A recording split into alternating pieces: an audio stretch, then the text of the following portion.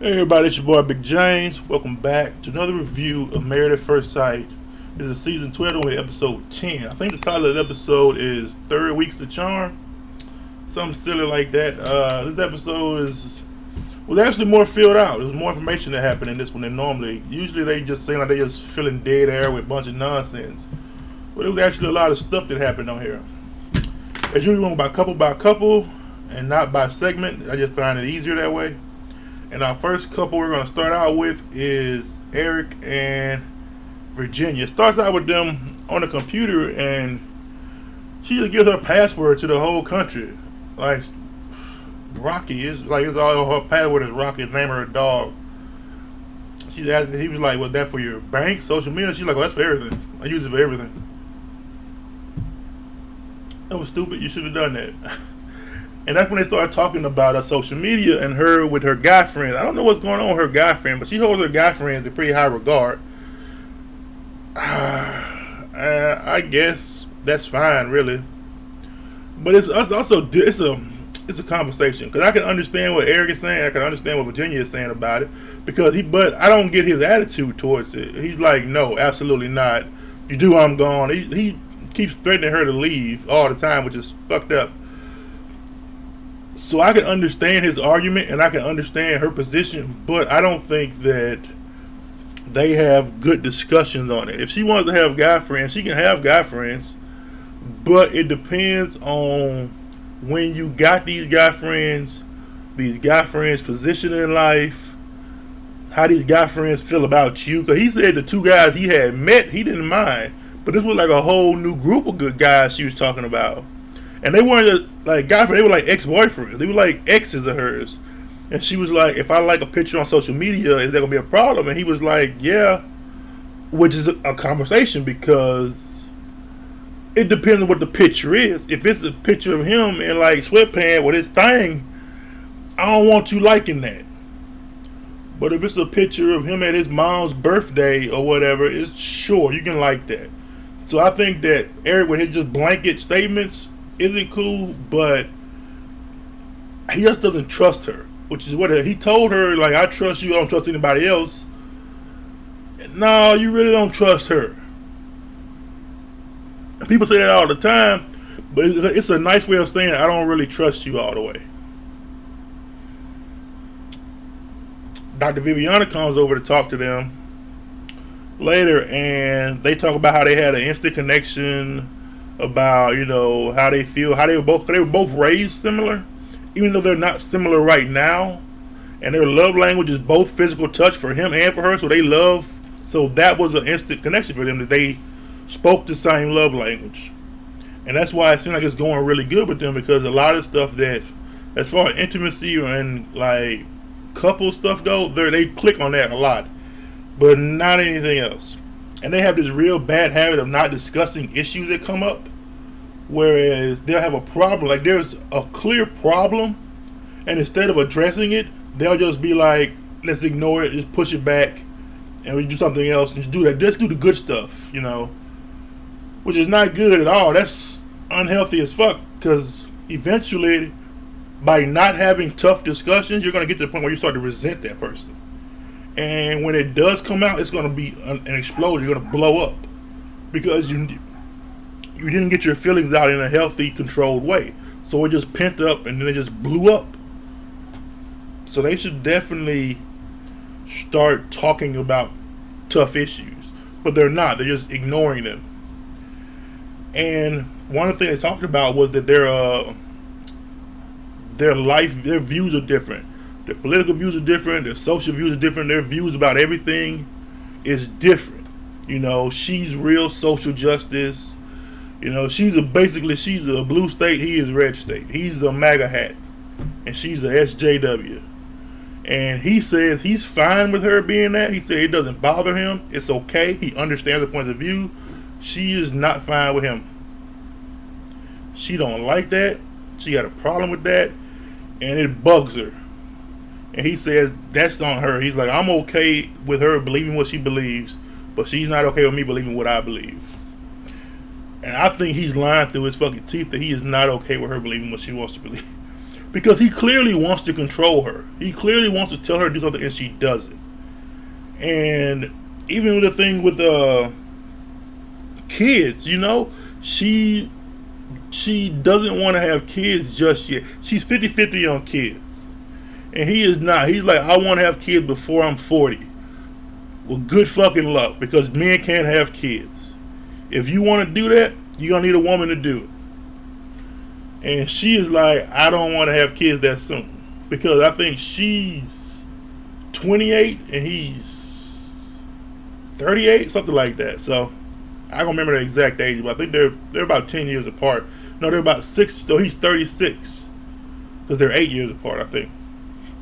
And she's like, I'm kind of I'm having kids, and if I do have them, they're not gonna be right now. But he's like, I gotta have them before I'm 40. And so it's like, so that's a discussion that they need to talk about, but they don't want to. And the thing that he said that made me think that there's no way this can work long term. He says he's never going to change his views.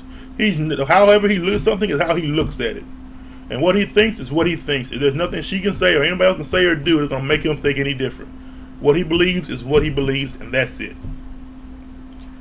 That uncompromising position and stance would never work, and especially not in a marriage and relationship at all. You have to compromise. You have to be willing to back off of stuff. You have to be willing to change your mind. As a human, you got to be willing to do that. But he's like, no, don't want to do it. So I think Dr. Viviana tells them you got to have these uncomfortable conversations. You got to talk about stuff that's tough to talk about.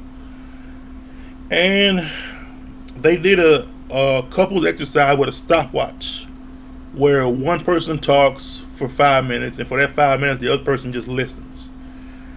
And he talked about cheating. He said every relationship he's ever been in, he's been cheated on, which you can kind of see. He's extremely controlling. He's never around, and he likes to do everything on his own terms. So I can see why somebody might be driven to cheat on him. And for her thing, she said that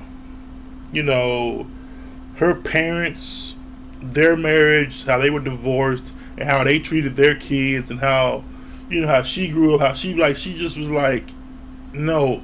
So her thing about kids is that she saw how she was raised, and she saw how people can do their kids, and she doesn't want to do that. And it's kind of like she feels like she got that sickness in her, or that mentality of fuck over your kids, which isn't true. It can be where you just pass down abuse generation after generation, but it's no guarantee that's still going to be the case. But it's a fear of hers, and it's a valid fear. And he said he didn't know that was a circle. He said my parents, they probably had an argument, but they never had an argument in front of him. And I think they said that at the wedding. We never argued in front of him. So far as he knows, we just didn't do it.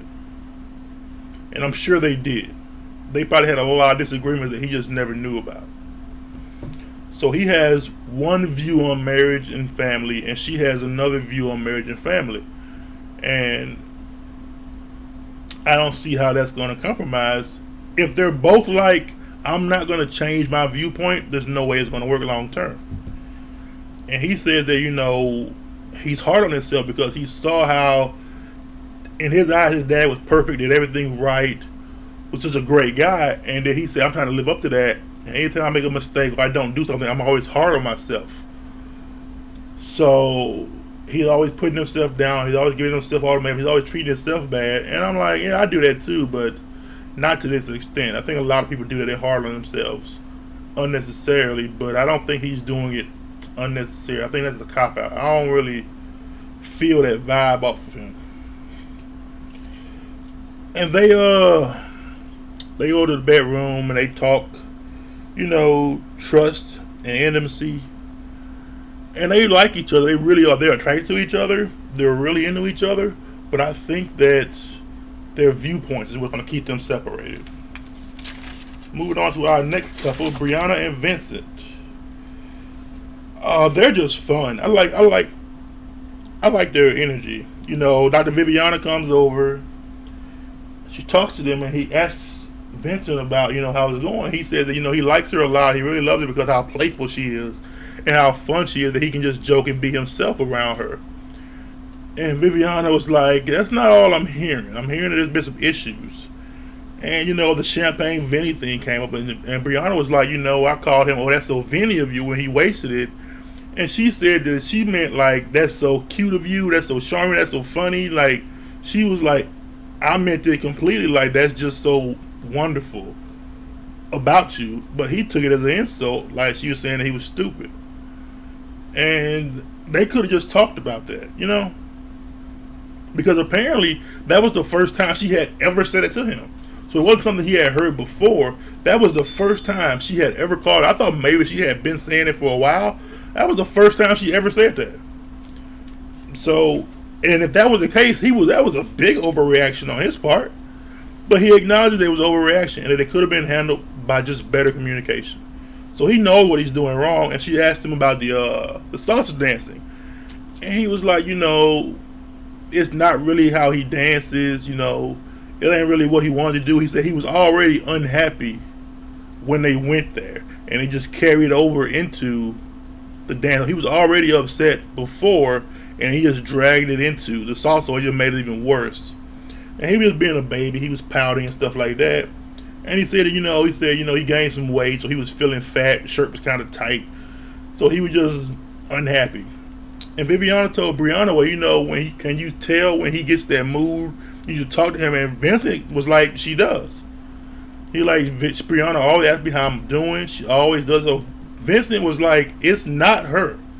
Brianna's not doing anything wrong. And I like that he came forward and said that. It was like, it's not her. Everything you're supposed to do as a wife, she's doing. To make me better, to ask me what's going on. Her communication is good. It's on Vincent. That's where it's bad. It's falling apart right there. And he's aware of it. He said, that was me. And he apologized to Brianna. He was like, it's me. Like, I'm the one that's doing this wrong. That's not getting this. Because she's doing her part. Which was big of him, And they played a game about, they were just being adorable. They played some game about truth or dare, blindfold stuff. It was just like asking questions. It was some stuff they were doing. And it was just adorable. They don't really have any problems, with the picking the nose and the eating cheese and crackers and grapes and stuff. It was some food game they were playing with a lot of whipped cream and stuff. It wasn't anything too perverse. It was just it looked fun. It really was. I think she asked him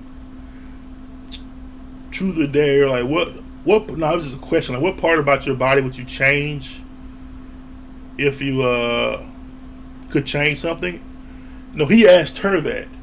If there's something about me that I could change, what would it be? And she said, you would change your head. And he was like, yeah, that's it. But he said, well, what? Specifically about my head. And she said, well, you want to change your hair. And he was like, yeah, So I think when they were asking the question, she pretty much knew his stuff and he knew her stuff. So they have to be talking at some point. But that was about it. And he asked her, like, if there's something about their life, about him, that she would change, what would it be? And she said that, when she gets in the shower, she turns the shower on, like the shower is blasting like water right in her face and in her head. And he was like, she said, so she has to bring it down. She said, I know you're taller than me. So she's like I got to bring it down. She's like, he just gets, I guess it's irritating her. And he starts laughing. He was like, when I get in the shower and I turn it on, I'm like, why is it spraying on my ankle? And she's like, I'm not that short. It was just like, they're just cute. Whatever they do is just cute and adorable. That's it for them. They weren't even really a part of the damn show. Oh, Chris and Paige is the next couple. Oh, they are just dragging me out. They went from fun to just miserable. Like, I'm miserable watching it. I don't know how they're not miserable being involved in it. Starts out with Paige. And apparently since their reset, Chris has done nothing. He hasn't called her, talked to her, or anything. And she's hoping, since Dr. Viviana is coming by, that Chris is going to come. Why does she care? I don't understand why. And Viviana shows up, Chris shows up, and Chris on that bullshit about why the fuck he couldn't open the door.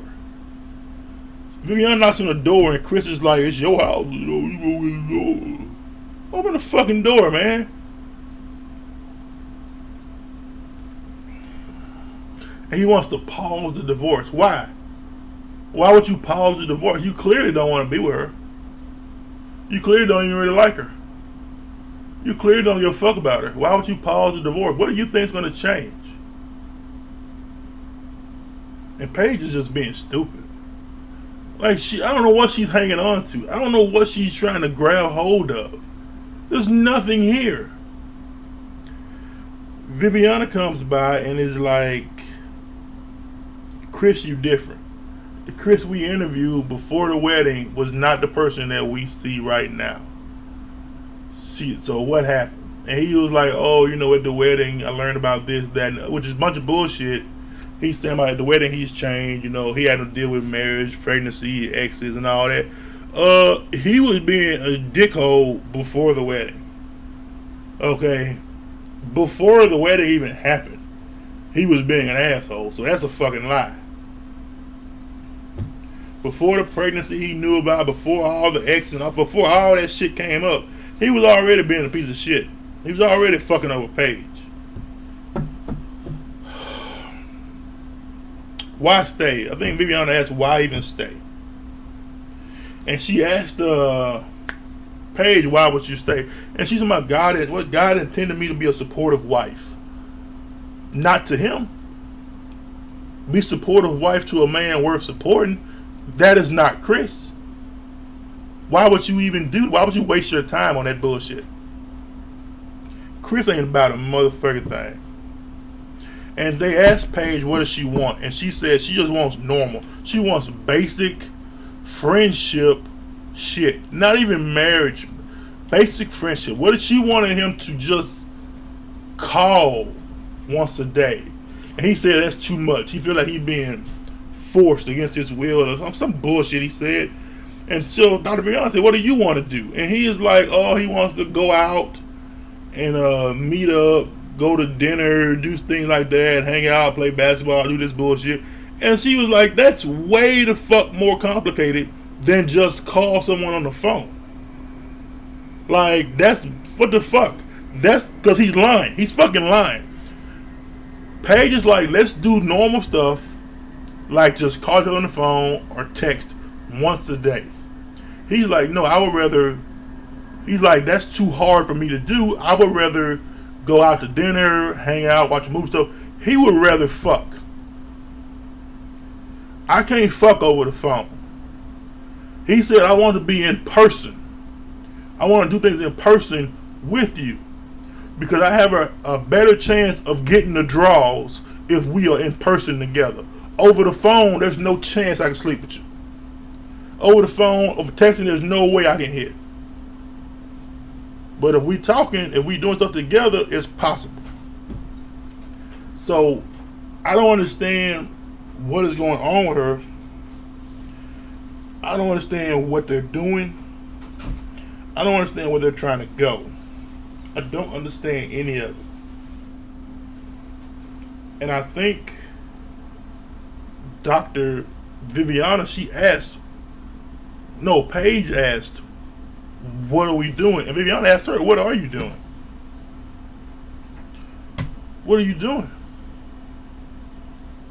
I don't know what she's hanging on to. I don't know what she's trying, where she's trying to go, or what there's nothing here. It's over with and it's done. It's just a waste of time at this point. It's a waste of everybody's time, not just there, the people watching it too. And so they started writing a planner, a day planner, to do stuff together, and he's not taking it serious. And she got to the point where I think she wasn't taking it serious either. Because I think she asked him something about on Thursday what they were going to do. And he said, well, he can't do that on Thursday because it conflicts with his schedule. And she was like, you have a scheduling conflict? And he was like, yeah. And she was like, okay, so when you available? He'll be available at 8. After 8, he'll be available. Which, what the fuck you doing up till 8 o'clock? That's not a schedule. That's not a scheduling conflict. That's like I'm going to work the whole fucking day. That's like that's the entire day. What are we gonna do after 8 o'clock? Have sex. That's all he wants to do is have sex. He wants to meet her at night for shit. During the daytime, I can't do that.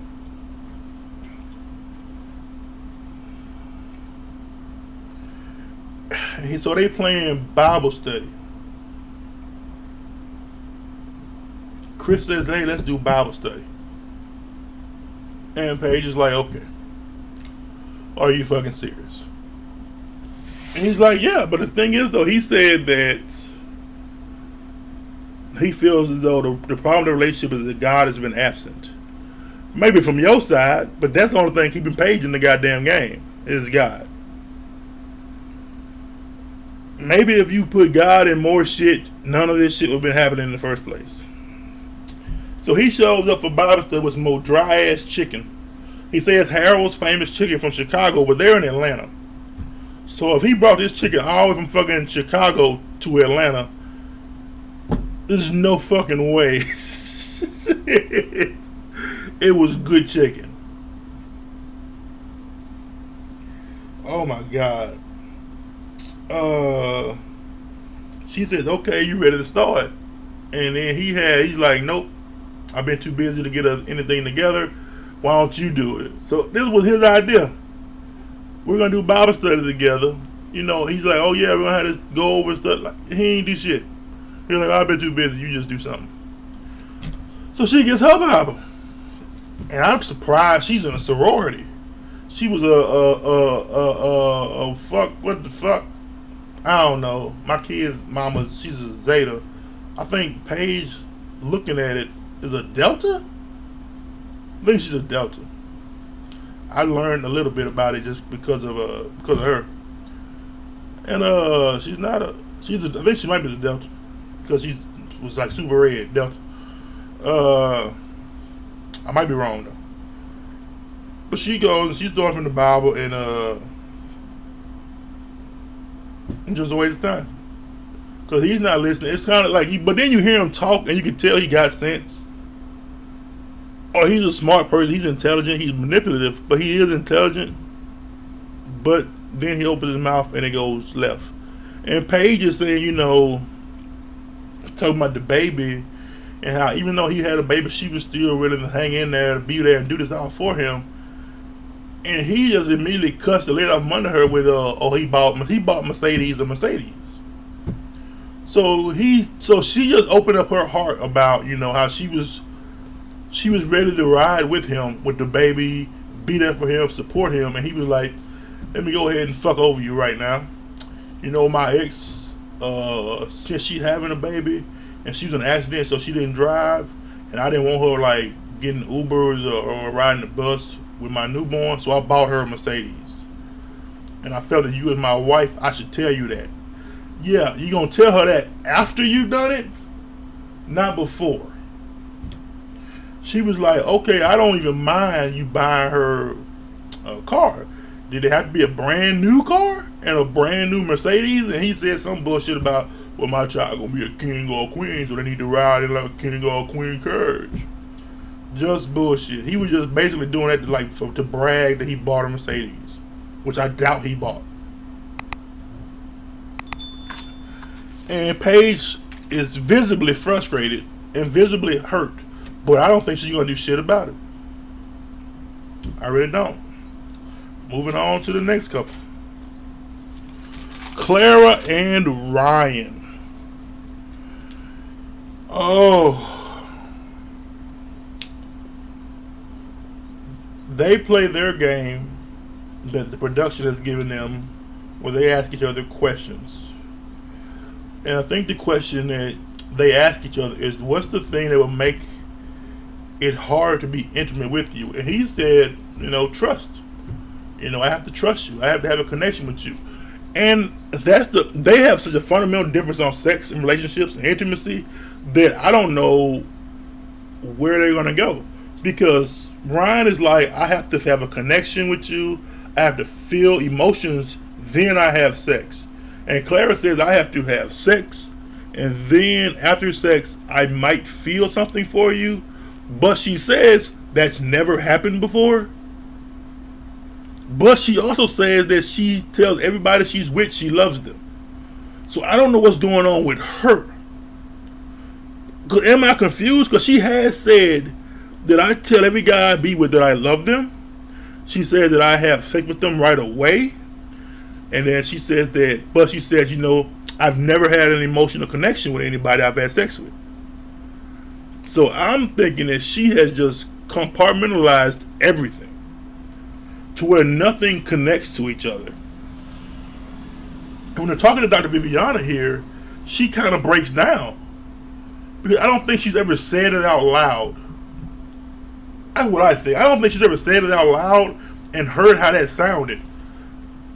I have sex with everybody almost immediately, but I've never had an emotional connection with anybody. She's never felt any emotion with anyone she's ever been with. Sex was just sex.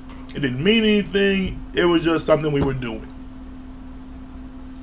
But she says also, well, I've told everybody I've ever been with that I love them. Because I did love them because I fall in love easily. How? And you've never had an emotional connection with anybody. Love is an emotion. It's a big one. So I don't get that at all. And I don't think she gets it. Because that seemed like once she started talking about it, that fucking broke her ass down. Like, shit. And Ryan didn't give a fuck. Because she was like, I have sex without emotions. And then she's crying like, I don't want that to happen to him. And Ryan was like, I'm cool. It ain't going to happen to me. And the thing is, though, I'm kind of on Ryan's side. Because Clara is having a full-blown meltdown because they haven't had sex. And Ryan was like, he was laughing. And he was just like, it's cool. It's been 3 weeks. And that's when it hits me in my mind, like, it's been just 3 weeks. It feels like they've been together for longer than that. They've been together for months. We've been watching it for months, but they've only been together, they've known each other for 3 weeks. 21 days. Which makes it even worse. Because all that shit with Kristen Page happened in the course of 3 weeks. But Clara is like, she is dying. Because he is not having sex with her. And then I'm on her side. We're doing everything but having sex. She said we're doing everything but putting the D in the V. They doing everything else. So, and she is like, I don't understand how we're waiting and saving that, but we're doing all the oral and anal and handies and stuff like that. Just put the D in the V. But Ryan is like, oh, that's not sex.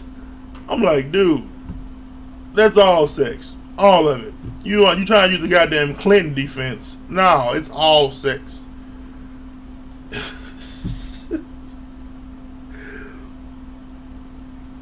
Oh my God, they asked a bunch of dumbass questions. Because she asked, Dr. Viviana asked Clara that when Ryan left the room, but she also asked Clara, do you think he lied about being a virgin?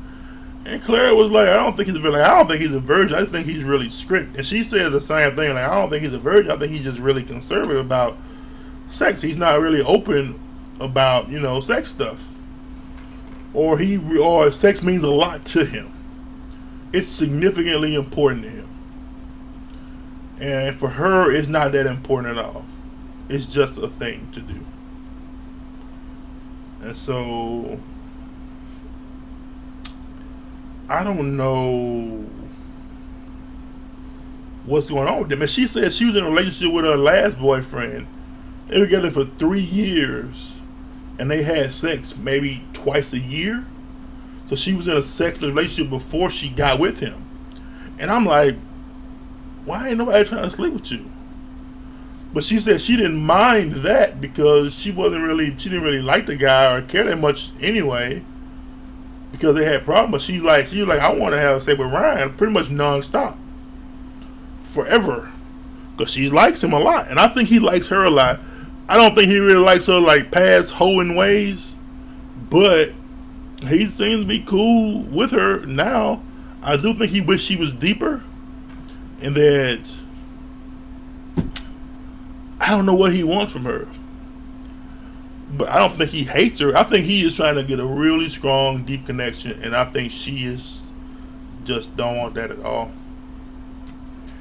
But they can work. I think once they start having sex, I think this will go a lot better. Because right now, that seems to be their biggest point of contention. Because it's the elephant in the room. There's probably other things that they have to work on, but that's the elephant in the room, is their views on sex.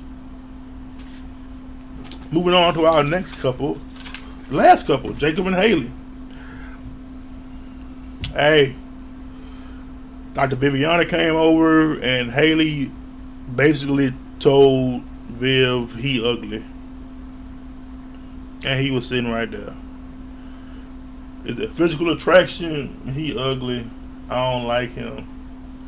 No, she does like him. She likes him a lot. She really likes how his attitude, his demeanor, how he treats her and everything, but he ugly.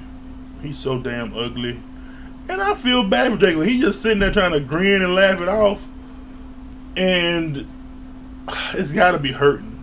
But it also can't be because Viviana said it like y'all have friend zoned. And she's like, yeah, because I don't like his face or his body or anything. But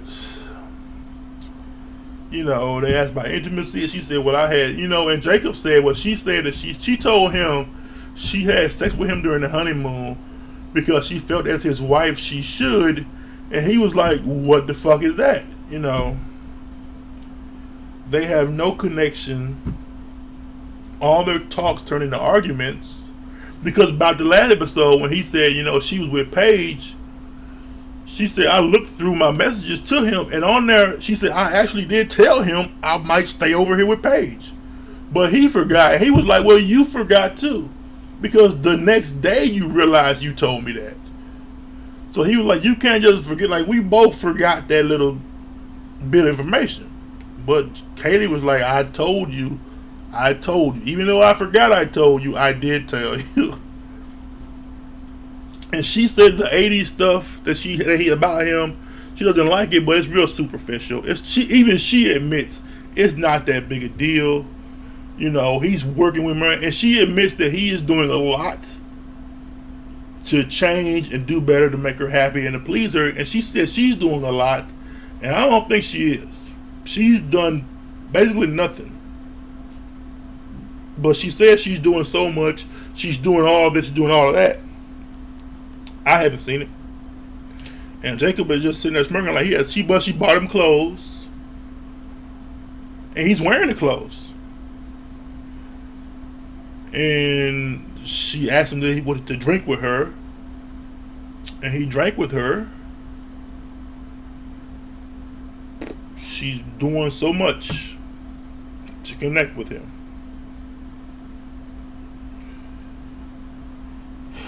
And she says when she came down the aisle that first time, there was a middle of the road attraction. But there was stuff she liked and stuff she didn't like.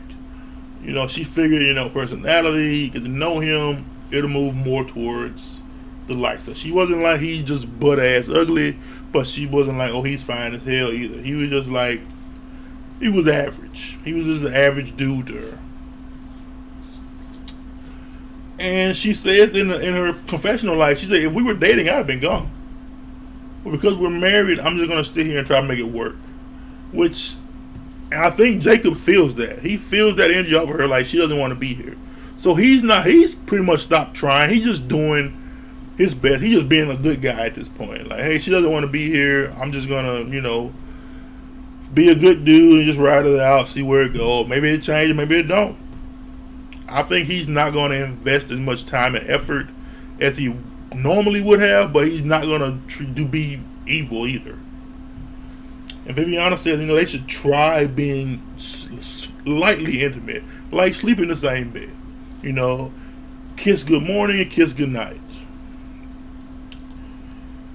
And they were like, yeah, we'll do that. And Dr. Viviana comes back later that day, and she says she just got this feeling that Haley has checked out.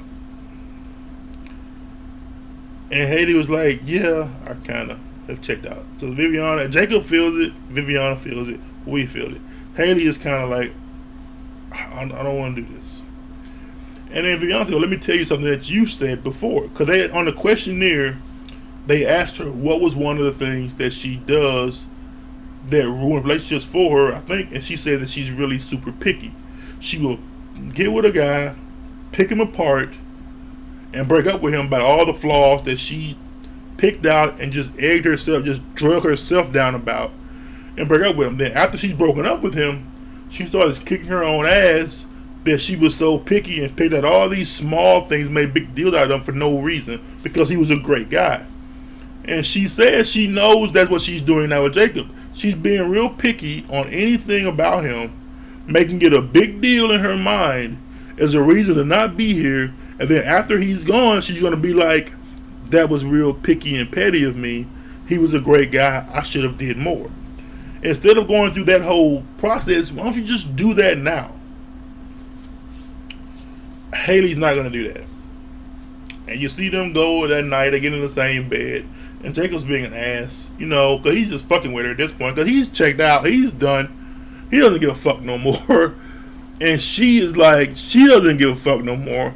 So they're just humoring each other now. And it looks fun. It looks like they're having a good time humoring each other. Just going along with the show. But, nah. They can. There's always a can there, but I don't think there's any way it's going to happen. All in all, it was a good show. It was a good episode. This was one of my favorite episodes because there was stuff happening the whole time. Usually there's a lot of dead air. Not this time. There was actually shit going on, which is great. So, I think that Jacob and Haley is done. Clara and Ryan is up in the air. Eric and Virginia, I think they'll stay, but there's no way it lasts long term. Chris and Paige is the fucking train wreck. There's bodies everywhere, so you do look away. You don't even want to see it. And Brianna and Vincent are just cute and adorable. I don't see any way they don't make it a bad decision there. But hey, that's what I saw. That's what I thought. Let me know what you think. And I'll catch you guys on next episode. Hey man, make sure you like, comment, and subscribe. Peace.